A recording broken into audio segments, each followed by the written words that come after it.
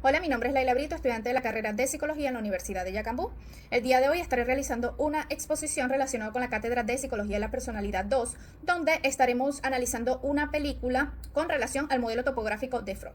En este caso estaré analizando la película del Guasón, en donde el protagonista de esta película es Arthur Fleck, el Joker, y la estaremos analizando desde el modelo topográfico de Freud, el cual Freud dividió la mente en tres niveles, que es el consciente, el preconsciente e inconsciente. Entonces, para estos tres niveles estaremos describiendo unas escenas de acuerdo a cada una de estas instancias psíquicas. Comenzamos con el consciente, que es la parte de la mente que está en contacto directo con la realidad y en la cual Arthur es plenamente consciente en ciertos momentos críticos. Un ejemplo de esta parte de la escena donde describiríamos el consciente sería cuando confronta a su madre Penny, cual se da cuenta de los documentos de adopción y también sus abusos infantiles, en donde éste se siente plenamente traicionado y también expresa su dolor hacia su madre diciéndole: siempre me dijiste que era especial, pero todo era mentira.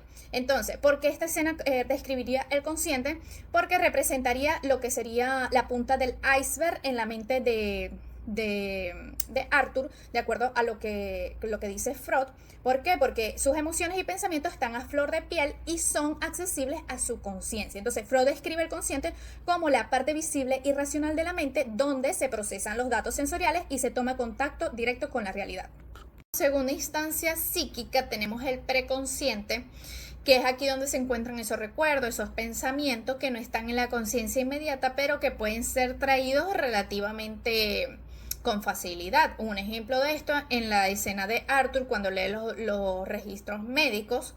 Accede a recuerdos que tenía reprimidos de su infancia, como son los maltratos, el diagnóstico de psicosis, los abusos infantiles. Estos recuerdos no estaban disponibles para él en ese momento, pero al conectarse con esta nueva información, le emergieron su comprensión de su pasado infantil traumático. Entonces, esto ejemplificaría cómo el preconsciente actúa como un filtro de contenidos que pueden ser traídos a la conciencia, pero sí se le presta atención. ¿Por qué? Porque Arthur no sabía de esta información, no tenía conciencia de este pasado, hasta que conectó directamente con información y le vino a la conciencia todos estos recuerdos que tenía reprimido.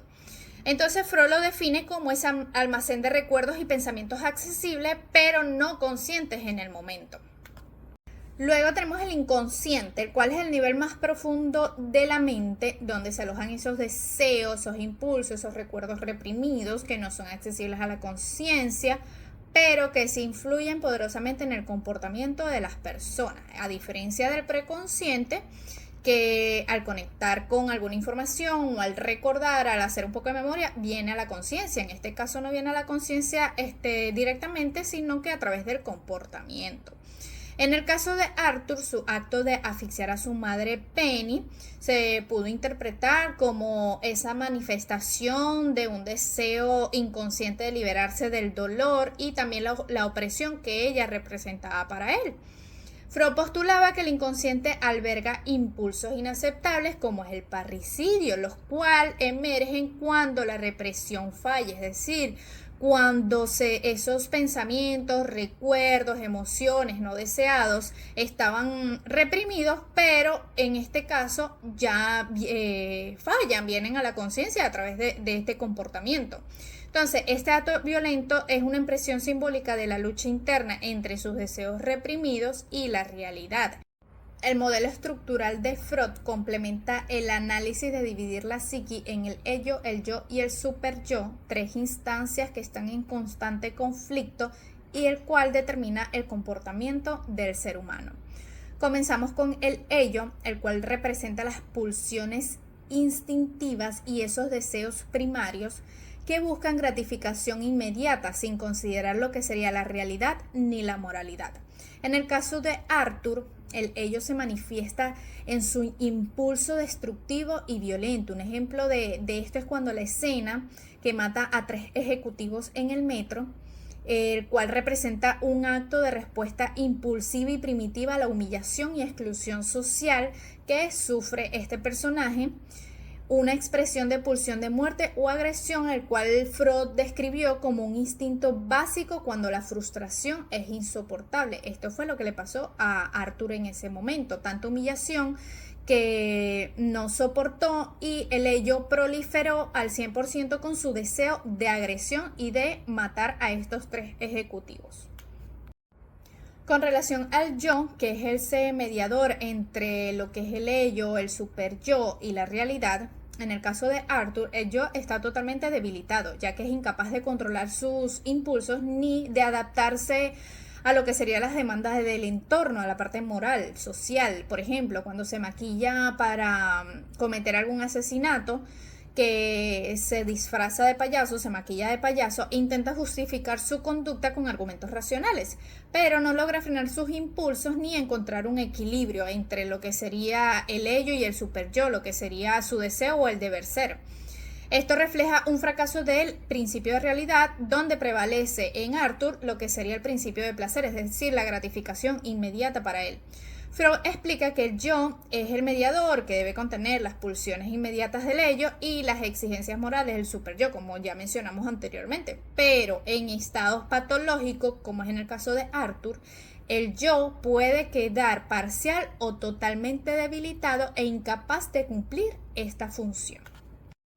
En el super yo, el cual representa la internalización de normas, valores y la moralidad, generalmente a través de la educación y esas figuras parentales, en el caso de Arthur, el super yo está distorsionado y patológico debido a la ausencia de figuras morales positivas y la influencia de una madre abusiva y delirante. Esto explica por qué la moralidad de Arthur es basada en el caos y la manera en cómo considera a la muerte como una broma. Según Freud, el super yo se forma mediante la internalización de normas parentales. Si estas son violentas, la moralidad será patológica.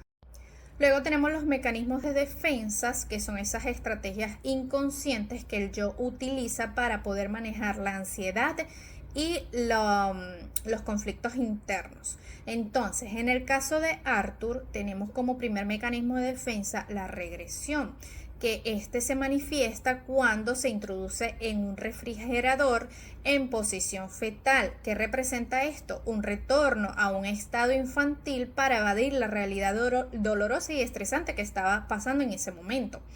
Freud describió la regresión como una huida a etapas anteriores del desarrollo cuando la persona enfrenta situaciones abrumadoras y estresantes, como fue en el caso de Arthur. Como segundo mecanismo de defensa tenemos proyección, que en el caso de Arthur proyecta su sufrimiento culpando a la sociedad. ¿Por qué? Porque en una de las escenas Arthur dice que la sociedad define o decide lo que es bueno o malo y lo que es gracioso o no. Esta escena se nota en el show de Morrie cuando Arthur señala al público y les dice que la sociedad decide lo que es bueno o no y lo que es malo o no. Entonces, según Freud, dice que la proyección permite externalizar lo que serían esos conflictos internos para evitar la culpa. Con relación a otros elementos psicoanalíticos relevantes de Freud, tenemos la pulsión de autodestrucción, que en el caso de Arthur, que se transformó en Joker, refleja lo que Freud denominó o llamó compulsión de repetición, donde el trauma se revive simbólicamente a través de actos violentos, como es en el caso de Arthur. Al matar, Arthur repite este abuso sufrido intentando dominar el dolor original mediante la repetición del trauma en su conducta.